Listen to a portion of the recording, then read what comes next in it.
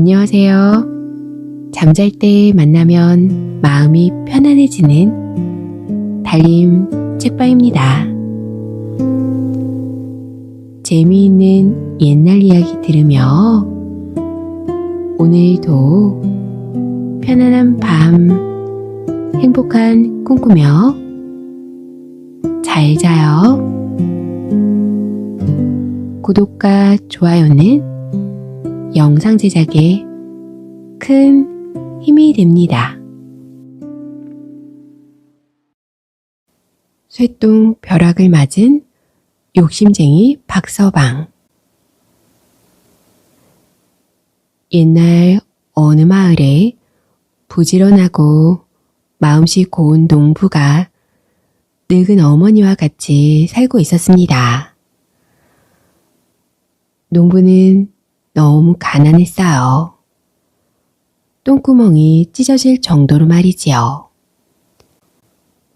어머니께 하루 세끼밥도 제대로 차려 드릴 수 없었으니까요. 어떻게 하면 어머니를 편안히 모실 수 있을까? 농부는 늘 그게 걱정이었습니다. 그러던 어느 날 어머니가 그만 병이 들어 눕고 말았지요. 약 한 첩 살 돈도 없는 처지에 큰일이 난 거였어요. 혹시나 하는 마음에 집안을 샅샅이 뒤져봤지만 역시나 내다 팔 만한 물건은 하나도 없었습니다.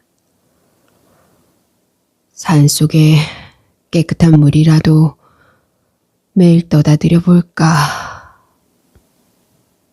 농부는 그날부터 새벽마다 높은 산에 올라가 기도를 드리고는 약수를 떠다 어머니께 드렸습니다. 그렇게 석 달이 지난 어느 날 농부는 꿈을 꾸었지요. 꿈속에 하얀 옷을 입고 머리가 허연 노인이 나타나 말했습니다. 뒷산에 가면 금송아지 한 마리가 있을 테니 그걸 가져다가 어머니 병을 고치도록 해라. 농부는 벌떡 일어나 옷을 입는 둥 마는 둥 산으로 향했습니다. 산 꼭대기에 오르자 날이 희뿌옇게 밝아오는데 정말 거기에 번쩍번쩍 빛나는 금송아지가 한 마리 서 있는 거였어요. 아, 신령님이 날 도와주셨구나. 농부는 땅바닥에 엎드려 절을 올렸습니다. 신령님, 감사합니다. 정말 감사합니다. 농부는 금송아지를 끌고 내려와 장에 내다 팔았어요. 그 돈으로 약을 사다 드렸더니 어머니 병이 싹 나았지요. 남은 돈으로는 집도 사고 논도 사서 큰 부자가 되었답니다. 건넌 마을에 사는 욕심쟁이 박서방이 그 소문을 들었어요. 나도 금송아지를 얻어 부자가 되고 싶은데. 박서방은 금송아지를 갖고 싶어서 몇 날 며칠 머리를 쥐어짰지요. 그래, 우선 어머니가 아파야 해. 박서방은 그날부터 어머니를 구박했습니다. 밥도 챙기지 않고 꼬박꼬박 말대답에 술 마시고 행패까지 부리고 말이지요. 그러니 어머니가 견딜 수가 없었어요. 속이 상해 자리에 눕고 말았지요. 박서방은 옳다구나 싶어 허겁지겁 뒷산으로 올라갔습니다. 약수를 떠다 어머니 머리밭에 던져놓고는 열심히 빌었어요. 신령님, 효도를 했으니 저에게도 금송아지를 주세요. 그러던 어느 날 박서방도 농부와 똑같은 꿈을 꾸었지요. 박서방은 콧노래를 부르며 불이 나게 뒷산으로 뛰어 올라갔어요. 산 꼭대기에는 정말 번쩍번쩍 빛나는 금송아지가 있었어요. 박서방은 너무 좋아서 숨이 멎을 것 같았습니다. 박서방은 신령님께 고맙다는 절도 드리지 않고 금송아지를 이고 득달같이 집으로 돌아왔습니다. 누가 볼세라 대문을 단단히 걸어 닫고는 금송아지를 마당에 메어 놓았지요. 날이 밝으면 장에 가서 이놈을 팔아 기와집 한 채 사고 머슴들도 잔뜩 두고 고기 반찬에 비단 옷에 생각만 해도 어찌나 좋은지 박서방은 희쭉희쭉 웃었습니다. 이제 내 신세도 활짝 폈구나. 어이시고 좋다. 그때 금송아지가 길게 울었어요.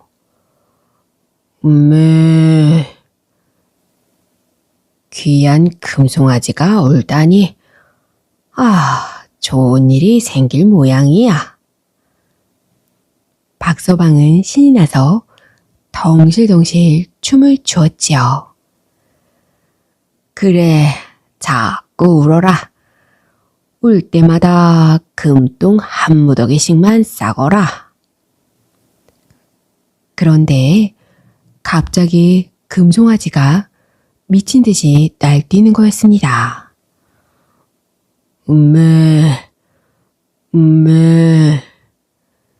시끄럽게 울면서 이리 뛰고 저리 뛰고 난리도 아니었지요. 그러더니 똥을 쏟아내기 시작했습니다. 그런데 가만 보니 이건 금똥이 아니라 쇠똥이었어요. 아니, 대체 이게 어떻게 된 거야? 금송아지는 계속해서 똥을 쏟아냈지요. 어이쿠, 이제는 물똥을 싸 제끼네. 물똥이 시냇물처럼 콸콸 쏟아졌어요. 야, 이놈아, 똥은 그만 싸고 금을 좀 누워보란 말이다. 박서방은 화가 나서 지팡이로 금송아지를 때리며 길길이 뛰었습니다. 그래도 금송아지는 지치지 않고 쉴 새 없이 똥을 누웠지요. 박서방이 똥을 피해 안방으로 들어갔지만 문을 채 닫기도 전에 똥이 안방으로 밀려 들어오는 거였습니다. 집안은 금송아지의 똥으로 가득 차기 시작했어요. 똥은 마루를 삼키고 안방을 삼키더니 집 전체를 삼키고 말았지요. 그만, 이제 그만. 결국 박서방도 똥에 파묻혀버리고 말았답니다.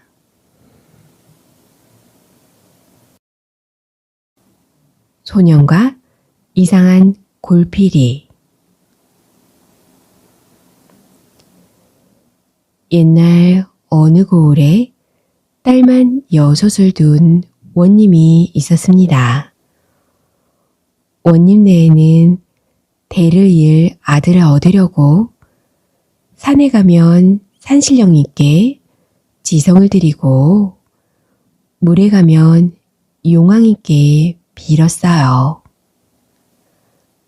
하늘도 그 정성에 감동했던지 원님 내에는 기다리고 기다리던 옥동자를 얻게 되었습니다. 원님 내에는 금이야 오기야 하고 아들을 길렀지요. 세월이 흘러 어느덧 아들의 나이가 7살이 되었습니다. 하루는 문간에서 목탁 치는 소리가 들렸어요. 원님은 바가지 수북히 쌀을 담아 아들에게 스님께 드리라고 했습니다. 쌀을 받아든 스님은 고맙다고 합장을 하려다 말고 아이의 얼굴을 문득 쳐다보았어요. 스님은 혀를 끌끌 차며 그거 참 안 되었도다 라고 혼잣말을 했습니다. 아들에게 사주 바가지를 들려보낸 뒤 장지문을 내다보던 원님은 깜짝 놀랐지요. 늙음하게 얻은 귀하고 또 귀한 아들에게 안 되었다고 했으니 놀라는 것도 무리가 아니겠지요.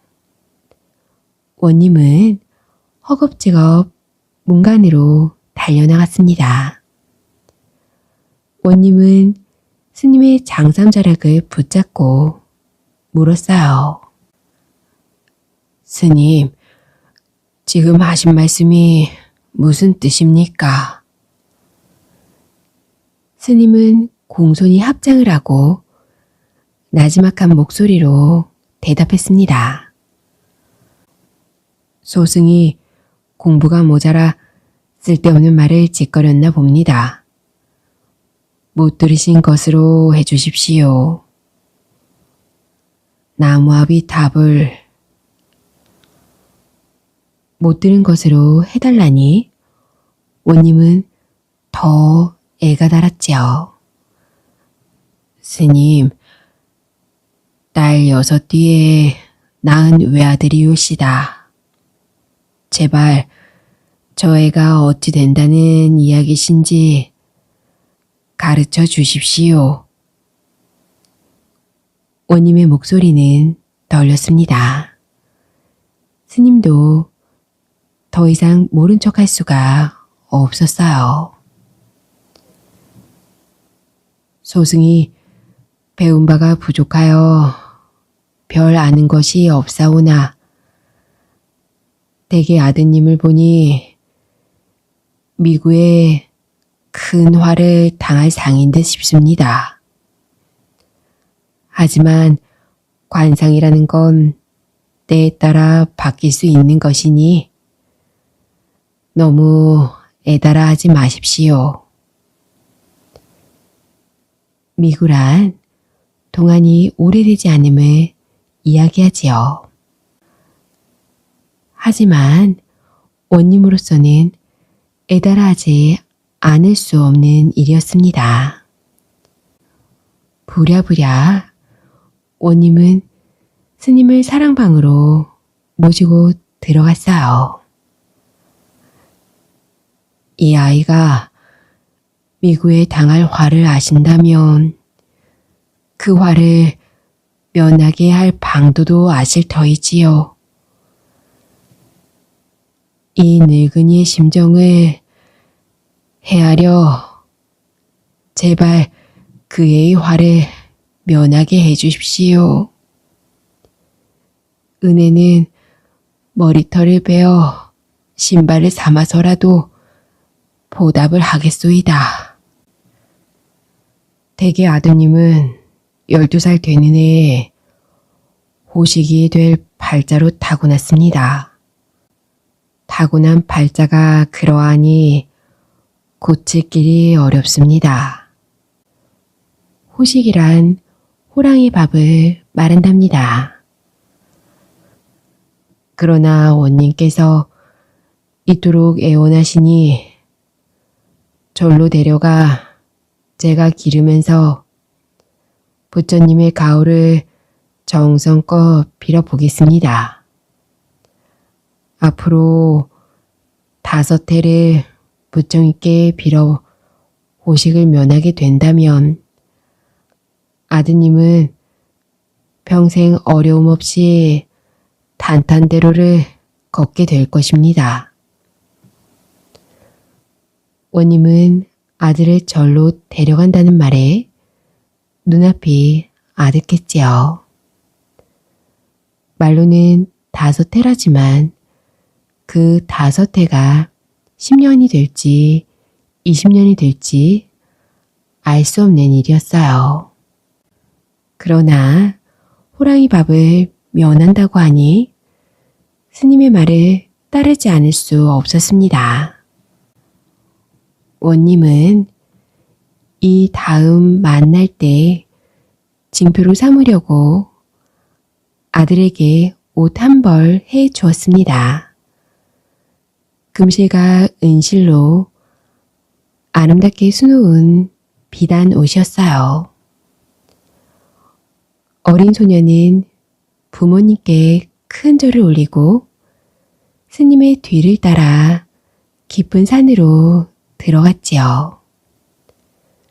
산을 넘고 넘어 스님과 소년이 도착한 곳은 아주 작은 암자였어요. 이제 너는 저 방에서 자거라. 스님은 모서리 방을 가리켰습니다.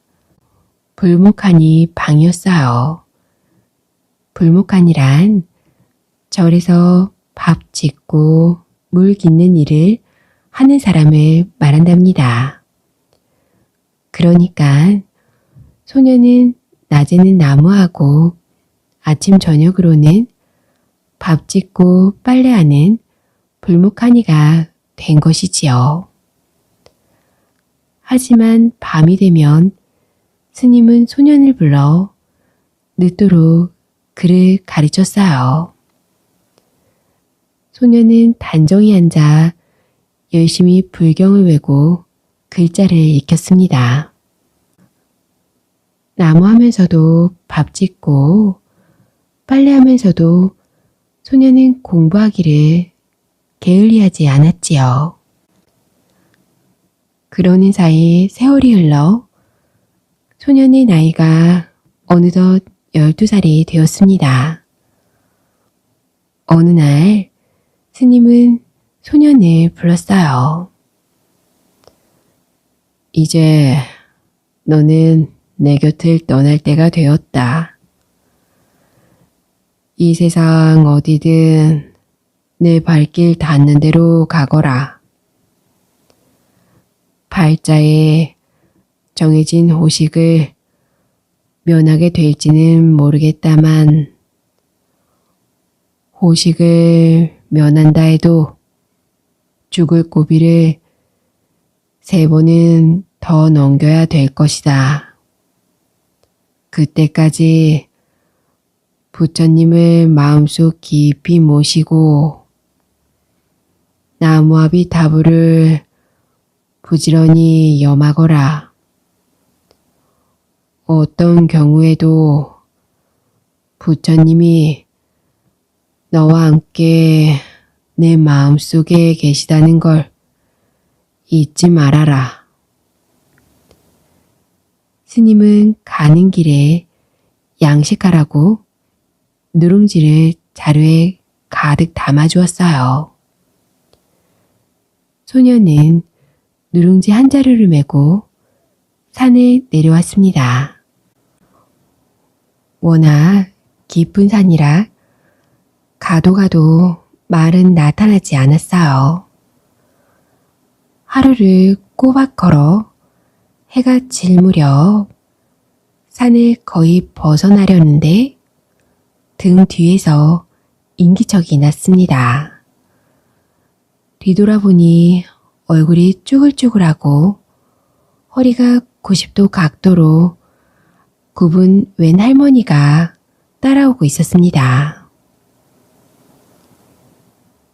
여보, 젊은이, 요기할 것이 있으면 좀 주시오.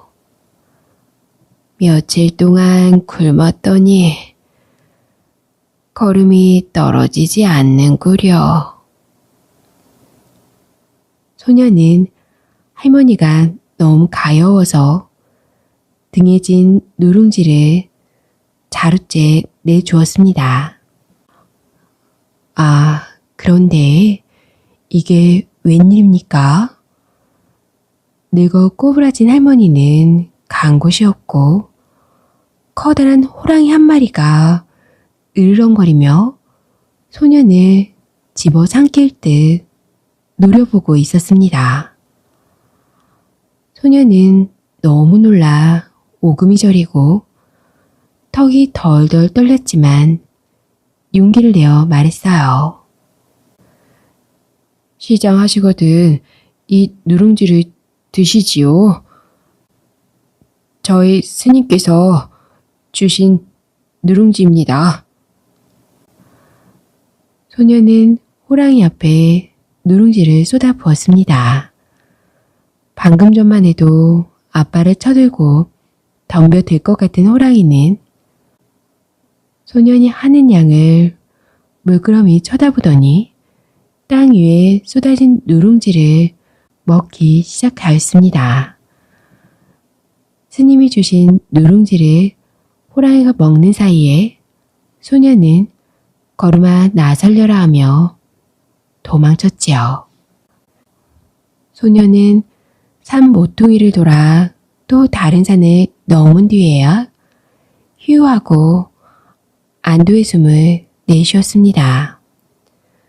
스님이 마련해 주신 누룽지가 아니었더라면 영락없이 호랑이 밥이 되었을 것이라고 생각하면서 소녀는 마음속으로 스님께 감사를 드렸어요. 다시 소녀는 산길을 내려갔습니다. 어느새 날이 저물어 갔지요. 산속에서는 해가 저물기 무섭게 어둠이 내린답니다. 구름이 끼었는지 하늘에는 별빛 하나 보이지 않았어요. 소녀는 무섭고 머리가 산날하여 어디로 가야 할지 모른 채 앞만 보고 걸었습니다. 얼마 동안 그렇게 걸었을까요? 멀리 어둠 속에서 반짝이는 빛이 보였습니다. 소녀는 불빛을 향해 다름질 쳤어요. 불빛은 조그만 오두막에서 새어나오고 있었습니다. 소녀는 주인장, 주인장 하고 낮은 소리로 불렀습니다. 그러나 방 안에서는 불빛만 새어나올 뿐 인기척이 나지 않았지요. 소녀는 조심스럽게 방문을 열었습니다. 빈 방에는 저녁상이 차려져 있고 그 곁에는 황촉이 타오르고 있었습니다. 소녀는 너무 시장하고 고단했던 터라 누가 상을 차려놓았는지 생각해 볼 겨를도 없이 수저를 들었어요. 막 밥을 한 숟갈 뜨려는 순간 스님의 얼굴이 떠올랐지요. 남의 밥상을 허락도 없이 먹으려고 한다고 스님이 노한 것 같았습니다. 소녀는 수저를 내려놓았어요. 소녀는 수저 옆에 반듯하게 놓인 피리를 집어가지고 밖으로 나왔습니다. 피리를 불며 배고픔을 달래려는 생각이었지요. 그런데 소년이 문지방을 벗어나자마자 천둥 소리를 내며 집이 와르르 무너져 내렸습니다. 스님의 곁을 떠난 지 하루밖에 되지 않았는데 소년은 죽을 고비를 2번이나 넘겼어요. 호식이 팔자라는 걸 절감하지 않을 수 없었습니다. 두 눈에서 눈물이 주르르 흘러내렸지요. 그러나 부처님을 잊지 말라시던 스님의 말씀을 떠올리고는 눈물을 닦은 뒤 무너진 오두막집 옆에서 밤을 보냈어요. 아침이 되자 소녀는 오두막집에서 가지고 나온 피리를 꺼내 보았습니다. 작고 가느다란 피리였어요. 옥으로 만든 것도 아니고 대나무로 만든 것도 아니었습니다. 하계 다리뼈로 만든 골피리였지요. 소녀는 무심코 피리를 입에 대고 불어보았어요. 필리리 필리리 맑은 소리가 울려 나왔습니다. 그와 함께 소년의 몸은 둥둥 공중으로 떠올랐습니다. 소년은 겁이 덜컥 났지요. 소년은 2다리를 버둥거리며 내려가야 해, 내려가야 해 하고 외쳤습니다. 그러자 몸이 서서히 땅으로 내려갔어요. 공중으로 오를 때도 마찬가지였습니다. 마음이 오르고 싶다고 오르고 내리고 싶다면 내리는 것이었지요. 아, 내가 큰 보물을 얻었구나. 소녀는 골피리를 집을 떠날 때 부모님이 해주신 금실 은실로 수놓은 비단옷 사이에 잘 싸서 간직하였습니다. 산을 내려오던 소녀는 조그만 마을에 이르렀어요. 마을 가운데는 커다란 기와집이 있었습니다. 소녀는 기와집으로 들어가 주인 어른께 머슴살이를 정했어요. 주인은 소년을 잘 보았던지 말을 돌보는 일을 맡겼습니다. 소년은 날마다 말들을 몰고 산이나 들로 가서 풀을 먹였지요. 소년이 얼마나 열심히 돌보았던지 말들은 전과 달리 통통 살이 찌고 날쌔졌어요. 주인은 매우 기뻐했습니다. 소년은 말들을 몰면서 피리를 불었습니다. 피리를 불면 소년의 몸은 공중으로 둥둥 떠오르고 말들도 신이 나서 껑충껑충 뛰었지요. 소년은 말들을 열심히 돌보고 피리를 불면서도 스님의 말씀을 잊지 않았습니다. 그는 나무아비타불을 염하며 마음을 닫기를 게을리하지 않았습니다. 그러던 어느 날 주인의 형님 댁에서 환갑잔치가 열렸지요. 제 넘어 살고 있는 형님 댁은 주인 어른 댁보다 더 부자여서 주인 어른댁 식구들은 물론이고 온 동네 사람들을 모두 초대했어요. 주인 집에는 관연한 딸이 셋 있었어요. 물론 딸들도 큰댁의 잔치에 가게 되었지요.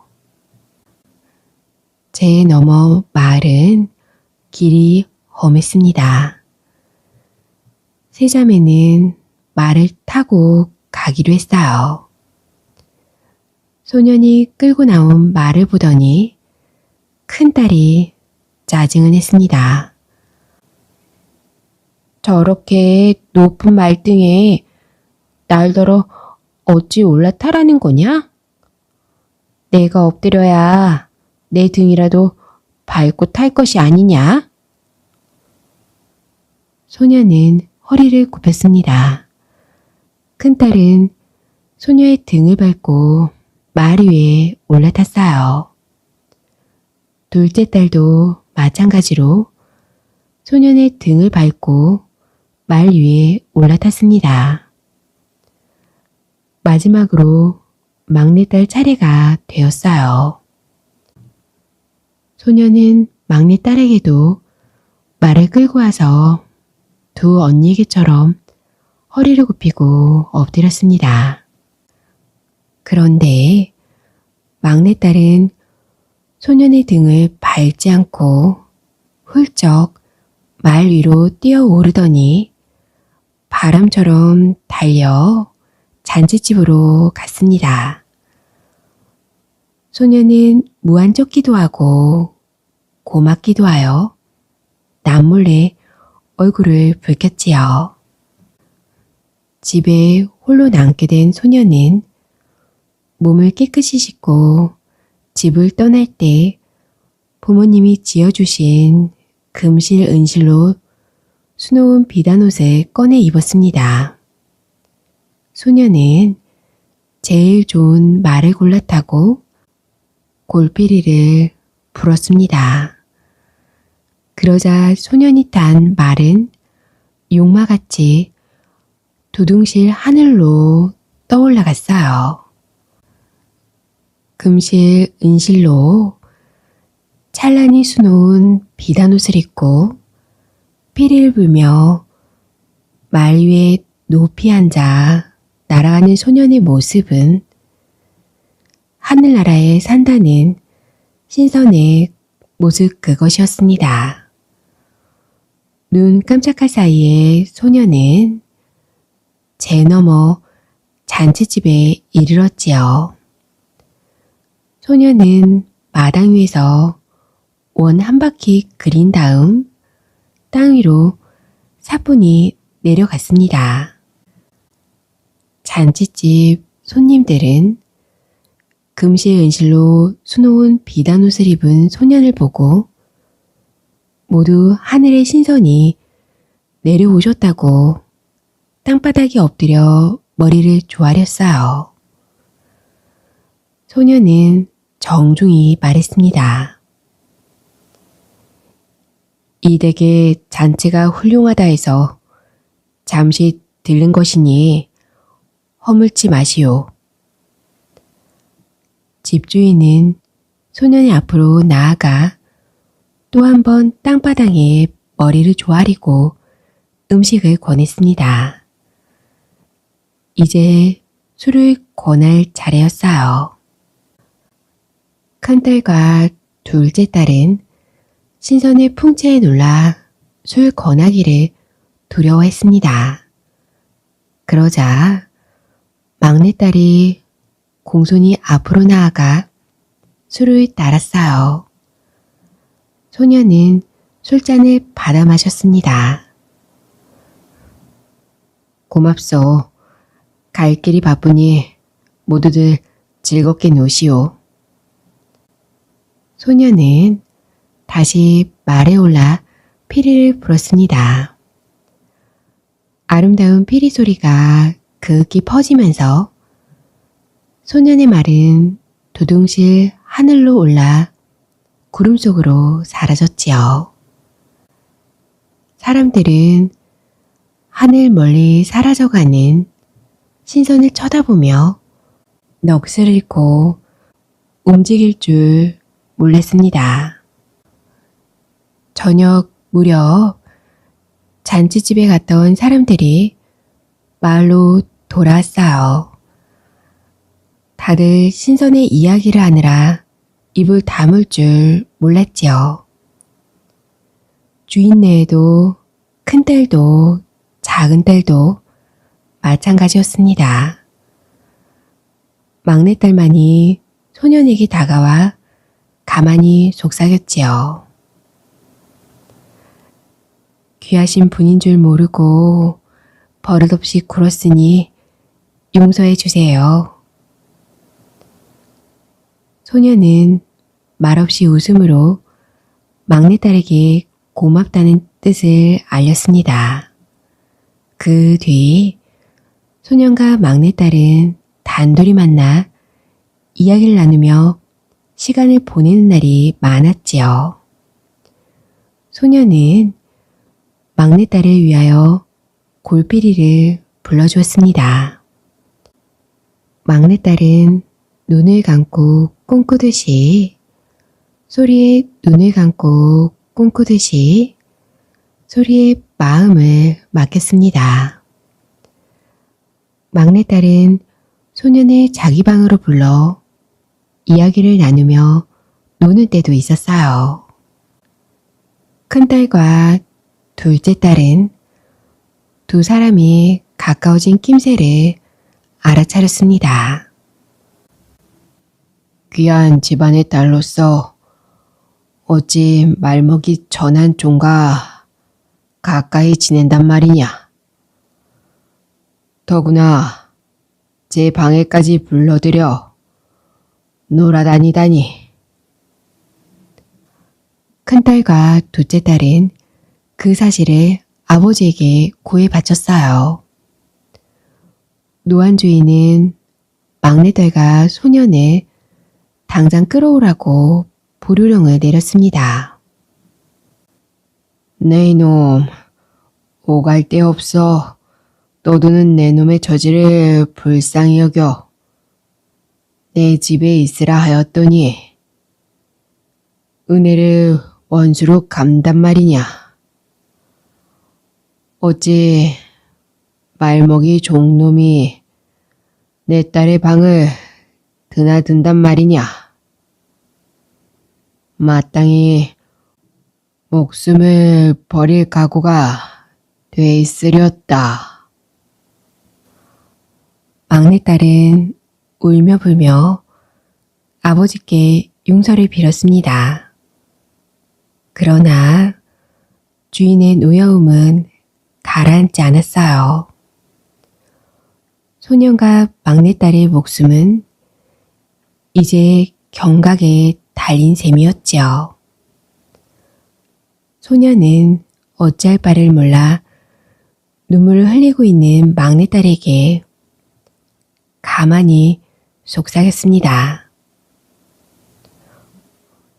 너무 걱정 마시오.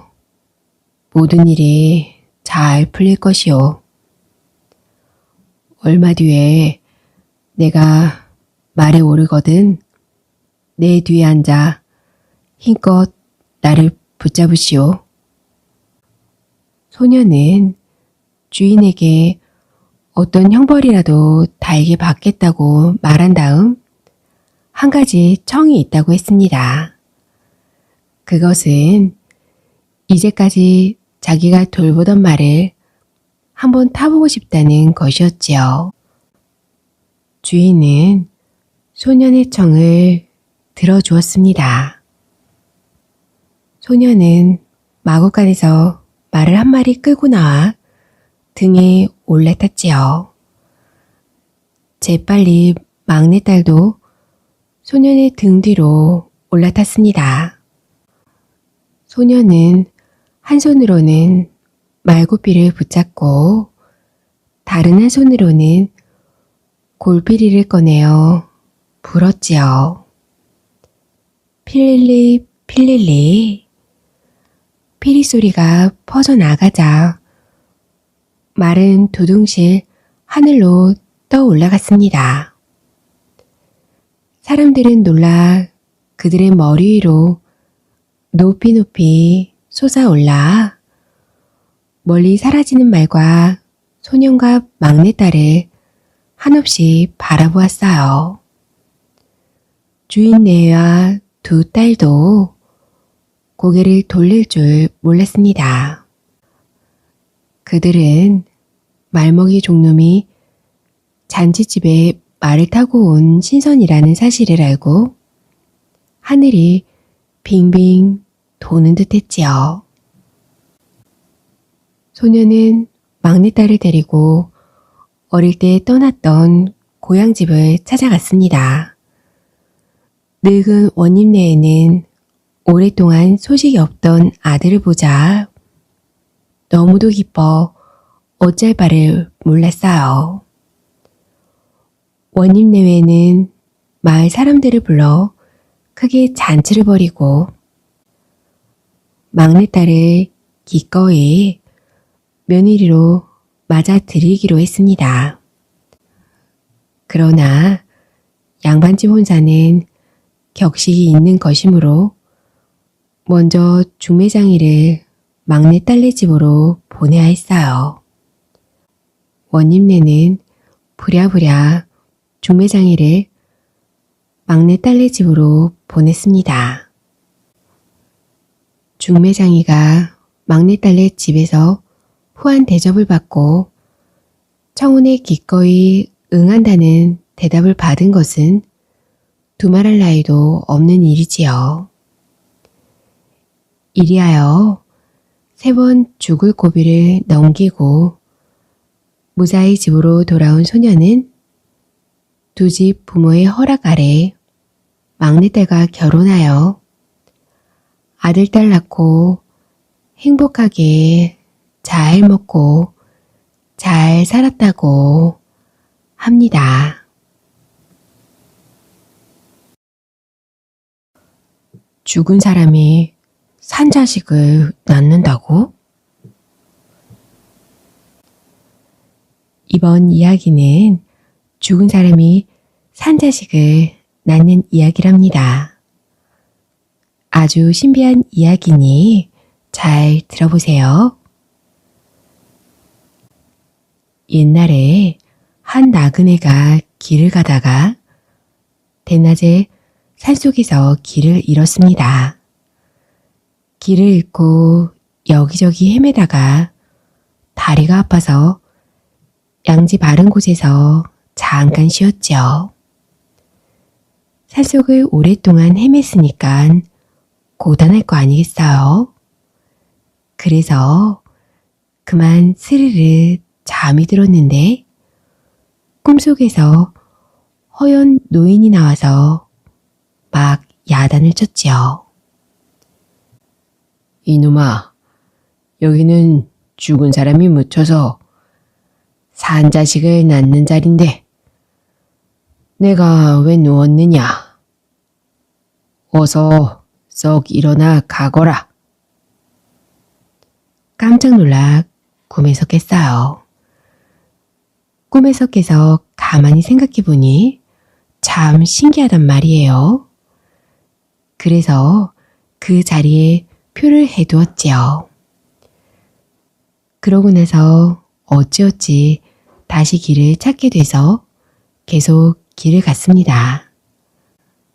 가다가 날이 저물어서 길가에 있는 외딴 집에 들어가 하룻밤 자고 가기를 정했지요. 그랬더니 주인이 황혼에 찾아오신 손님을 나가시라고는 못하겠으나 우리 집이 그리 편한 곳은 아닙니다. 하였지요. 하룻밤 잠깐 머물 터인데 편하고 안 편하고가 무슨 상관이 있겠습니까? 하니까 정 그러시다면 들어오십시오. 했지요. 그래서 그 집에 들어가 하룻밤을 잤습니다. 그 집에 다른 식구는 아무도 없고 중늙은이 넷만 사는데 주인 얼굴에 수심이 가득했지요. 웃는 법이 없고 그저 내쉬느니 한숨이었어요. 바깥 주인과 한 방에서 잠을 자기도 했는데 자다가 말고 주인이 슬그머니 일어나서 문을 열고 밖으로 나가더란 말이지요. 나가더니 한참 있다가 도로 슬그머니 들어와서 휴하고 한숨을 한번 쉬고 나서 자더란 말이에요. 그거 참 이상한 일이다 싶어서 그 이튿날 이왕 신세를 졌으니 하루만 더 유해 갑시다 하고 하루를 더 묵었습니다. 그날 밤에 주인이 또 자다가 말고 슬그머니 밖으로 나가길래 이 사람도 가만히 일어나서 뒤를 밟았습니다. 대체 어디를 가나 하고 말이지요. 가만 따라가 봤더니 집을 휘 돌아 뒤곁 후미진 곳으로 가는 거였어요. 거기에 조그마한 무덤이 하나 있는데 주인이 무덤 뒤에서 뭘 주섬주섬 꺼냈습니다. 가만히 보니까 집으로 사람 모양을 만들어 가지고 거기에다 옷을 입혀놨는데 그걸 꺼내서는 매질을 하였지요. 네 이놈, 괘씸한 놈, 어찌 이럴 수 있느냐 하면서 회초리를 가지고 집단에다 매질을 하더란 말이지요. 그거 참 괴이하다 하고 주인보다 먼저 들어와서 자는 체 하고 있다가 아침에 날이 밝아서야 연유를 물어봤습니다. 어젯밤 보니 주인장께서 집단에 옷을 입히고 매질을 하던데 대체 무슨 까닭으로 그러십니까? 했더니 그자 주인이 땅이 꺼져라 하고 한숨을 쉬면서 말을 하는데 참 들어보니 딱했어요. 3대 독자를 뒀는데 딸도 하나 없이 그것 하나만 낳아 키웠습니다. 그런데 그만 3달 전에 죽었습니다. 하도 원통해서 집으로 아들 형상을 만들어 놓고 아들이 입던 옷을 입히고 무덤가에 둔 다음 날마다 매질을 3달 동안 했습니다. 애비보다 먼저 갔으니 불효요. 장가도 못 가고 죽어서 대를 끊어 놓았으니 더 큰 불효가 아닙니까? 원통함을 못 이겨 죽은 아들 망정 날마다 훈계를 하면서 매질을 하는 것입니다.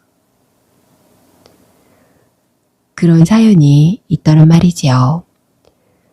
사연을 들어보니까 산속에서 길을 잃고 잠이 들었을 때 꿨던 꿈이 생각났어요.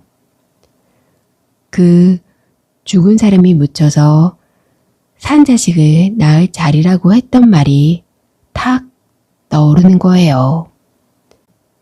그 자리에다 표를 해놨잖아요. 자식은 잃었으나 혹 대를 이을 길이 생긴다면 내가 시키는 대로 하시렵니까? 그런 일을 바랄 수는 없지만은 자식이 죽은 마당에 무슨 일들 못하겠습니까? 그러면 아드님 무덤을 옮겨 쓰십시오. 주인도 달리 무슨 수가 없으니까 행여하는 마음에 그러마 했습니다. 그래서 아들 무덤을 옮겨 썼습니다. 죽은 사람이 묻혀 산 자식을 낳을 자리라고 하는 바로 그 자리로 말이지요. 옮기면서 무덤에 장도 한 쌍을 같이 놓고 묻었어요. 장도란 조그만 칼을 말한답니다. 주인 말이 그 장도는 아들이 생전에 쓰던 것으로 언젠가 아들 따라 죽으리라 하며 품고 있었던 것인데 이제는 손주를 보려면 살아야겠으니 무덤에 넣어준다는 것이에요. 그렇게 무덤 옮기는 것을 다 보고 나그네는 다시 길을 떠났습니다.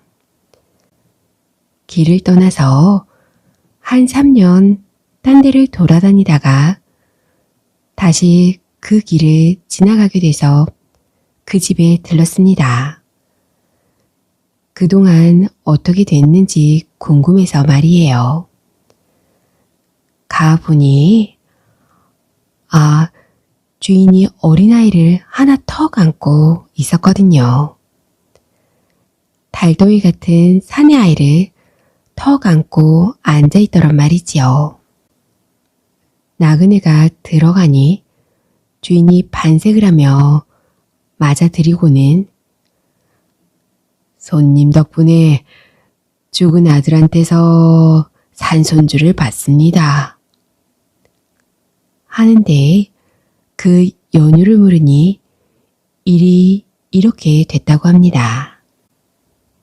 아들 무덤을 옮겨 쓰고 나서 몇 달이 지나서 그 골 원이 보낸 사령들이 찾아왔더래요. 그냥 찾아온 게 아니라 장도 하나를 가지고 찾아와서는 혹 이 장도의 내력을 모르십니까? 하는데 가만히 보니깐 그게 아들의 장도란 말이지요. 제 손으로 아들과 함께 무덤에 묻은 바로 그 장도였어요. 이것은 내 아들의 장도인데 이걸 왜 당신들이 가지고 있소? 했더니 사령들이 놀라면서 골 원에게 얼른 가보자고 하였어요. 그래서 골 원을 찾아갔더니 원이 또한 놀라면서 정녕 이 장도가 그대의 아들 것이오? 하고 물었습니다. 네, 틀림없습니다.